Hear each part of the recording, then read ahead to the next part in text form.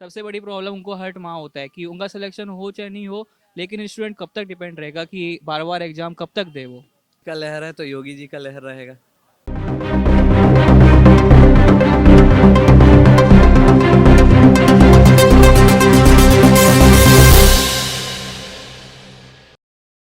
अ, अभी मेरे साथ हैं एग्रीकल्चर के स्टूडेंट्स। तो हम उनसे पूछेंगे कि इस बार आने वाले विधानसभा चुनाव में किसकी जीत होगी, किसकी हार होगी, क्या माहौल है, क्या मुद्दा है। तो भाई आपका नाम क्या है? अमनदीप श्रीवास्तव। अमनदीप श्रीवास्तव। कहाँ से हैं? आजमगढ़। आजमगढ़ यूपी से ही। तो इसी एग्रीकल्चर। जी जी। तो क्या लगता है इस बार का माहौल कैसा लग रहा है आपको? माहौल तो मोदी जी का जो लहर है वो तो रहेगा ही रहेगा। मोदी जी का लहर रहेगा कि योगी जी का लहर रहेगा? मोदी जी का लहर है तो योगी जी का लहर रहेगा। मतलब योगी जी जीत जाएंगे इस बार भी, ऐसा लग रहा है आपको? तो आप लोग स्टूडेंट्स हैं, स्टूडेंट्स का क्या मुद्दा है, क्या मतलब आप लोग क्या चाहते हैं? हम लोग का मुद्दा सिंपल है। क्या चीज बोलेंगे?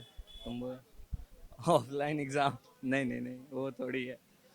और थोड़ा जो है फैसिलिटीज़ वो बढ़ना चाहिए, जैसे कि कॉलेज है बट है कि यहाँ पे थोड़ा रेगुलर बेसिस पे उतना चीज़ नहीं होता है, ग्राउंड लेवल पर जैसे बोला जाए। हाल फिलहाल ही कुछ दिन पहले एक एग्जाम होने वाला था टीईटी का, और प्रश्न पत्र लीक होने की वजह से एग्जाम रद्द हो गया। तो विद्यार्थियों में बहुत गुस्सा है। तो कितना जायज है, सरकार की गलती है कि क्या है, आप बताइए। इसमें तो गवर्नमेंट का ही फॉल्ट है, क्योंकि ऐसे जो बड़े लेवल पर कोई भी एग्जामिनेशंस होते हैं उसका इतना इजीली से ब्रेकडाउन, एक तो एसएससी वगैरह के होते हैं तो उसके रिजल्ट आने में इतने देरी होते हैं, ऊपर से प्लस जो चीज़ होते हैं उनके लीक हो जा रहे हैं। तो इसमें कहीं ना कहीं तो गवर्नमेंट या फिर उनके जो अथॉरिटीज़ हैं उन्हीं का गलती होता है। हम लोग भी बात करते हैं तो लॉ एंड ऑर्डर और जो भी विकास का काम है योगी जी ने किया है। लेकिन जहाँ छात्रों से बात करते हैं तो छात्रों को नाराजगी है कि उत्तर प्रदेश में जितनी मतलब रोजगार होनी चाहिए, जितना संख्या में नौकरी होनी चाहिए, उस वैसा हो नहीं रहा है।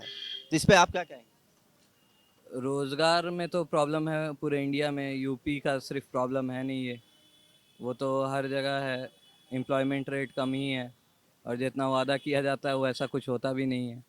उतना कम रोजगार होने के बावजूद ऊपर से जब प्रश्न पत्र लीक होता है तो स्टूडेंट का तो गुस्सा तो लाजमी है। जायज़ है बिल्कुल। जायज है। तो अखिलेश यादव लोगों का कोई चांस नहीं बन रहा है इस बार? इस पे कोई पॉइंट नहीं बोल सकते हैं। उस पे तने बताएगा। ठीक है, धन्यवाद। आपका नाम क्या? तनय नाम है। तनय जी। आप भी एग्रीकल्चर कॉलेज में हैं? जी जी। अच्छा, तो आपका क्या लग रहा है किस बार क्या क्या मुद्दा रहेगा?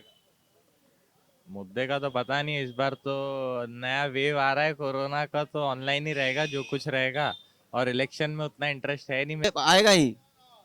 आएगा वैसे जैसा बोला जा रहा है, तो आएगा ही मार्च के टाइम में। इलेक्शन के बाद ही आएगा शायद। तो इलेक्शन में कौन आएगा इस बार? इलेक्शन में मोदी आएगा और मोदी के साथ योगी जी आएंगे। योगी जी आएंगे। जी जी। योगी जी 4.5 सालों में ऐसा कितना काम किए हैं, कैसा काम किए हैं कि आप उनके काम से खुश हैं? बहुत सारे काम किए, बहुत सारे क्रिमिनल्स को पकड़े हैं।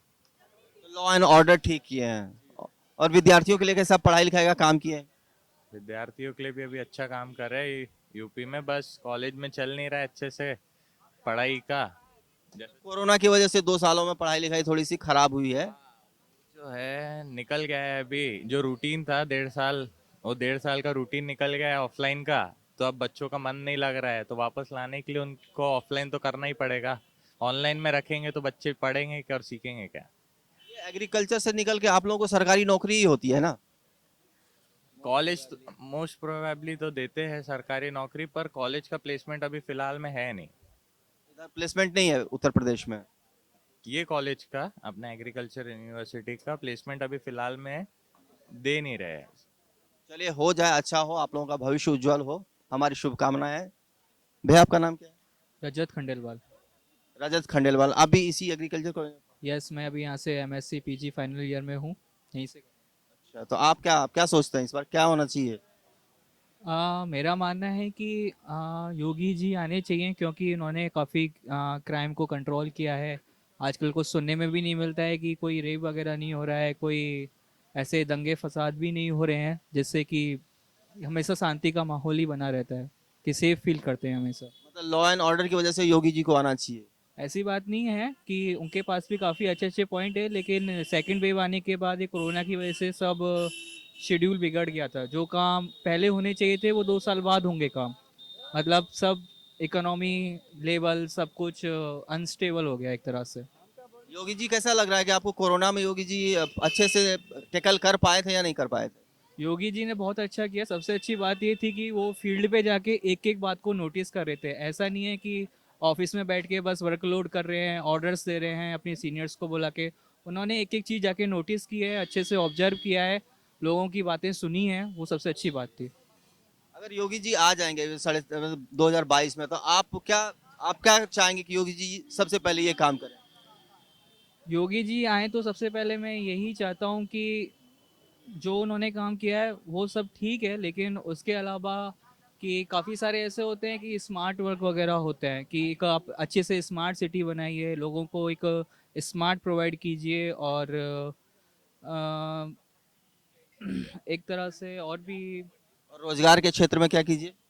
देखो, रोजगार तो मैं सही बताऊं तो आपको जितना गवर्नमेंट के पास डिमांड होगा उतना कर सकते हैं, लेकिन सबसे बड़ी बात ये होती है कि यदि कोई स्टूडेंट एग्जाम की प्रिपरेशन करता है लेकिन वो कुछ टाइम बाद पता चलता है कि पेपर लीक हो गया, पेपर में कुछ एग्जाम हो गया, सबसे बड़ी प्रॉब्लम उनको हर्ट वहाँ होता है कि उनका सिलेक्शन हो चाहे नहीं हो, लेकिन स्टूडेंट कब तक डिपेंड रहेगा कि बार बार एग्जाम कब तक दे वो। नहीं, कई स्टूडेंट का कहना है कि सरकार रोजगार देना ही नहीं चाह रही है, इसलिए जानबूझ करके पेपर लीक करवा रही है। आप सहमत हैं इससे?